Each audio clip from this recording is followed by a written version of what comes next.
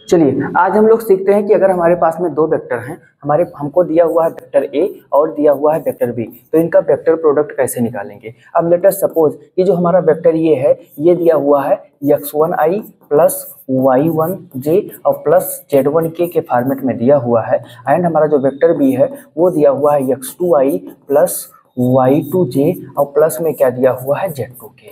तो देखो अगर डॉट प्रोडक्ट होता तो हम लोग i का i से, j का j से और k का k से मल्टीप्लाई करवा देते, हमारा आंसर आ जाता। इसमें हमको करना क्या होगा, जब हम a क्रॉस b निकालेंगे तो हमको एक डिटर्मिनेंट बनाना होगा। क्या बनाना होगा? डिटर्मिनेंट, जिसकी फर्स्ट रो में हम लिखेंगे i j k और उसके बाद में क्या करेंगे, जो वेक्टर हमारा आगे है उसमें i के सामने, j के सामने, k के सामने जो लिखा हुआ है यहाँ पे नीचे उतार देंगे। तो देखो a सामने था, हो गया x1 y1 z1, ऐसे b के लिए ये क्या हो गया x2 y2 z2। अब इसका हम लोग क्या करेंगे, मल्टीप्लाई करेंगे। तो मल्टीप्लाई करने पे आपको बताया क्या जाएगा, i लिखोगे तो ई वाली रो समाप्त हो जाएगी। एक्चुअल में जो डिटर्मिनेंट जब हम सॉल्व करते हैं तो जब हम यहाँ पे i लिखेंगे तो ई वाली रो खत्म होकर के बचा क्या, y1 y2 और क्या बचा z1 z2। क्या बचा भाई, z1 z2 बचा। उसके बाद में ये वाली रो पॉजिटिव होती है, ये निगेटिव होती है और ये क्या होती है, पॉजिटिव। डिटर्मिनेंट जितने लोग मैथमेटिक्स में पढ़े होंगे जानते होंगे। तो ये हो गया माइनस ऑफ j।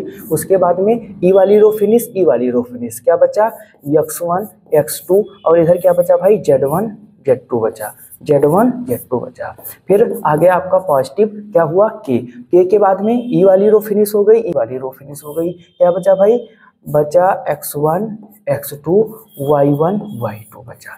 अब ध्यान दीजिएगा, इसका मल्टीप्लाई जो हम लोग करेंगे बटरफ्लाई मेथड का यूज करते हुए मल्टीप्लाई करेंगे ऐसे, ठीक। जब ऊपर से नीचे आएंगे तो वैल्यू पॉजिटिव होगी और जब नीचे से ऊपर जाएंगे तो वैल्यू क्या हो जाएगी, निगेटिव हो जाएगी। कुल मिलाकर के यहाँ से हमको क्या मिलेगा, y1 z2 minus y2 z1 of में क्या हो जाएगा, i हो जाएगा। यहाँ से हो जाएगा माइनस, ये क्या हो जाएगा, x1 z2 माइनस में x2 z1 ऑफ में क्या हो जाएगा, j वेक्टर हमारा हो जाएगा और प्लस में फिर क्या हो जाएगा, x1 y2 minus x2 y1 of में हमारा क्या हो जाएगा, k वेक्टर हो जाएगा। तो अब अगर x और x1 y1 z1 x2 y2 z2 के स्थान पर कोई न्यूमेरिक वैल्यू रखी होगी तो हम लोग ऐसे रख करके सॉल्व करेंगे तो हमें एक अच्छा सा रिजल्ट प्राप्त होगा।